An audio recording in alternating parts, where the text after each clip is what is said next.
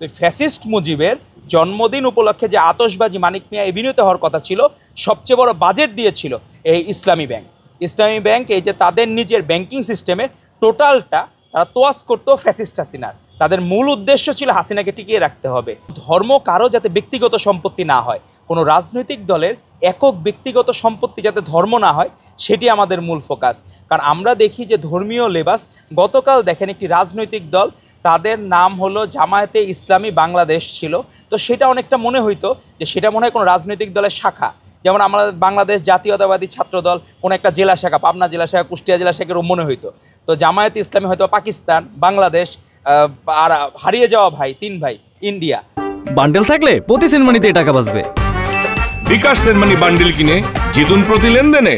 তো এরকম মনে হইতো যে তারা হারিয়ে যাওয়া 3 ভাই। এবং একটা মজার বিষয় হইল, তারা কোনো দিনই জনগণের পক্ষে ছিল না, তারা পাকিস্তান বিরোধী ছিল।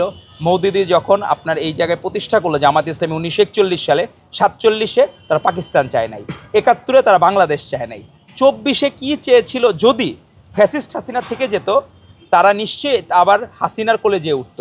কারণ সবচেয়ে বড় আতশবাজির উৎসব 2020 সালে যখন শেখ মুজিবের, সে তো জাতীয় ড্যাডি ছিল, ফ্যাসিস্টের মানে পিতাও তো ফ্যাসিস্ট ছিল, বড় রকমের ফ্যাসিস্ট ছিল। তো ফ্যাসিস্ট মুজিবের জন্মদিন উপলক্ষে যে আতশবাজি মানিক মিয়া এভিনিউতে হওয়ার কথা ছিল, সবচেয়ে বড় বাজেট দিয়েছিল এই ইসলামী ব্যাংক। ইসলামী ব্যাংক এই যে তাদের নিজের ব্যাংকিং সিস্টেমের টোটালটা তারা তোয়াজ করতো ফ্যাসিস্ট হাসিনার। তাদের মূল উদ্দেশ্য ছিল হাসিনাকে টিকিয়ে রাখতে হবে। তো তাদের আসল চরিত্র যখন বাংলাদেশের মানুষ বুঝতে পেরেছে, তারা কিন্তু সেভাবে গ্রহণ করতেছে না। আর তারা যে ধর্মভিত্তিক রাজনীতি বা ইসলামকে ব্যক্তিগত সম্পত্তি মনে করে, এটি বাংলাদেশের মানুষ ঘৃণা ভরে প্রত্যাখ্যান করেছে। এবং বাংলাদেশের মানুষ চায় এমন একজন অভিভাবক যিনি সকলের অভিভাবক হবেন, মুসলমান, হিন্দু, খ্রিস্টান, বৌদ্ধ, অন্য ধর্মাবলম্বী সকলের অভিভাবক হবেন। তো এরকম যোগ্য অভিভাবকই হচ্ছেন আমাদের ভারপ্রাপ্ত চেয়ারম্যান জনাব তারেক রহমান। ওনার ছায়াতলে এবং উনি ভবিষ্যতে যখন নির্বাচনের মাধ্যমে রাষ্ট্রনায়ক হবেন ইনশাল্লাহ, তখন সকলেই সমান অধিকার ভোগ করবে, কেউ আলাদা কোনো বেনিফিট পাবে না।